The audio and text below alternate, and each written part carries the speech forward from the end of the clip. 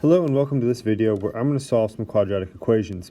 And I have a couple of different varieties on here so we can kind of get a good look at several different looks and kind of work through the process here. Okay, so let's start off with number one.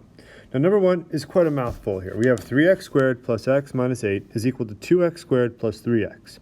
Now when this is the case where I have an x squared and an x squared and x, I want it all on the same side of the equation. So what I'm going to do is subtract 2x squared and 3x from both sides. And when I do that, I'm going to make sure I find their buddies, their like terms over here. All right. Now as a result, 3x squared minus 2x squared is just x squared. 1x minus 3x is going to be minus 2x. Minus 8 is equal to, and then all of this cancels out to where I just have 0. Now I have a quadratic expression set equal to 0. That is the goal. Because what we want to do is we want to turn this expression with minus signs into a multiplication problem. Because if we can do that by factoring, we'll have an a times b equals 0 type of a situation. And so this I can factor. And when I do that, I'm going to get x minus 4x plus 2 is equal to 0. Now again, this is huge. We want this to be a multiplication problem because that means that either this has to be 0 or that has to be 0. So I set up two little equations and I solve them. Excuse me. X minus 4 equals 0, x equals 4. X plus 2 equals 0, x equals negative 2. And there are my two answers to this quadratic equation up here. Now, let's look at a slightly different look. Here, I have 4x squared is equal to 5x. I'm still seeing an x squared and an x. So when that's the case, I want everything on the same side. And so I like to keep my x squared positive, not that it really matters all that much, but I just find it easier to kind of process. So I'm going to subtract 5x from both sides. Now here's the thing. These guys are not like terms. So I'll have 4x squared minus 5x is equal to 0. All right. Again, if I'm dealing with an x squared and an x, I want to think factoring. And so I'm going to factor.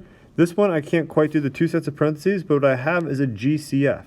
And my GCF is just x. So I'll factor out that x to then have x times the quantity 4x minus 5. Now again, this has to equal 0, or this part has to equal 0. So I have two equations, x equals 0. Easy enough, that's also the solution. And then 4x minus 5 equals 0. And it's a little awkward, but x will just be 5 over 4. Add 5 to both sides, divide by 4, boom, there we go. And so there, I found my two answers. Okay, now let's go with a completely different look here. This one, I only have, let's do a different color, x. All right, I don't have any x squareds and x's. But I do have an exponent here. And so what I want to do is get this whole thing by itself. Because if I have something squared, I can square root it and undo that. And so in order to do that, I'm going to subtract 10 from both sides. Now I have x minus 5 squared is equal to 49. I have something squared is equal to 49. If I take the square root of both sides, I end up canceling out the squaring and the square root, and that leaves me with x minus 5 is equal to the square root of 49, which is 7. But the thing is, two values can be squared to get 7. It can be positive 7 or negative 7. And when I said 7, I meant 49. So either positive 7 or negative 7 can equal 49 when we square it. So I have, again, two equations that I get from this. X minus 5 is equal to 7.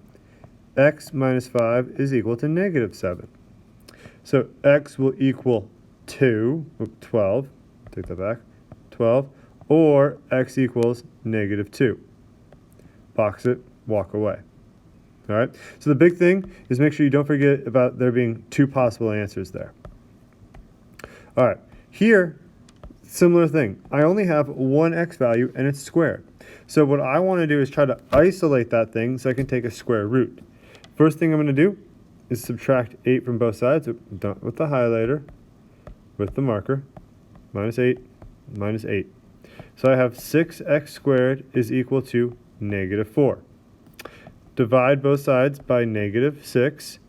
I have x squared is equal to negative 4 over 6. Now that I have the x squared all by itself, I can take the square root. At this point, alarm bells should be going off in your head.